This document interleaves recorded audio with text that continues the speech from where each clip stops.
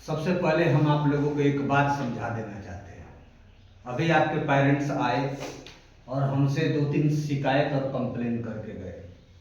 एक पूर्वज की कहावत है कि पढ़ब पुतैयाब के न माई के ना बाप के। इस बात को समझ रहे हैं?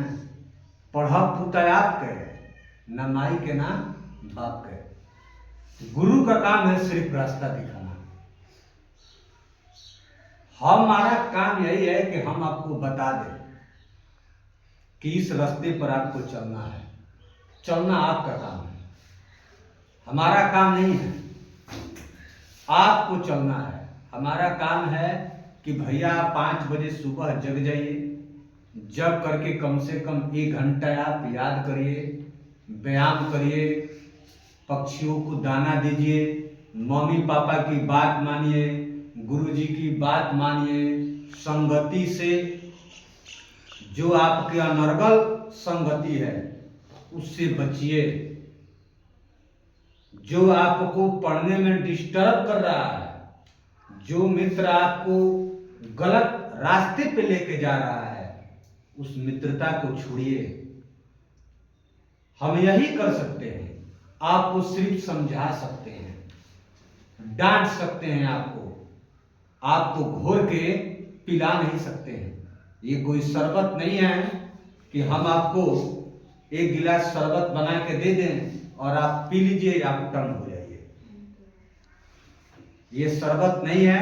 आप हमारी बात को मानिए कि आप अपनी संगति पर ध्यान दीजिए। वैसे मित्रों के साथ मत रहिए जो आपको डिस्टर्ब कर रहा है। एक संगति पर हमने कई बार कई कहानियां आपको ऑफलाइन समझाए हैं।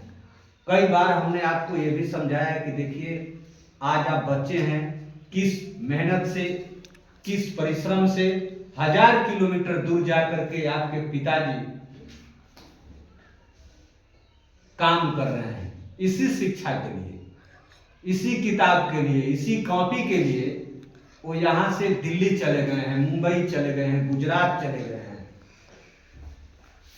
कि हमारा बच्चा अच्छा से अच्छा शिक्षा ग्रहण कर सके, वो कामयाब हो सके, बढ़िया से बढ़िया पढ़े, ईमानदार बने, चरित्रवान बने, विद्वान बने, रहनदार बने। इसके बावजूद भी अगर आप नहीं पढ़ेंगे तो समझिए कि आपका दुर्भाग्य है। इस समय में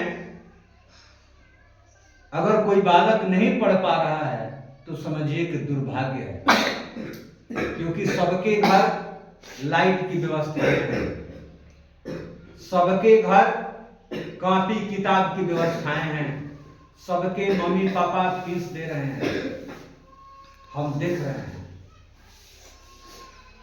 अगर इसके बावजूद भी अगर आप नहीं पढ़ रहे हैं तो समझ लीजिए कि दुर्भाग्य है, आपका जीवन सार्थक नहीं होगा।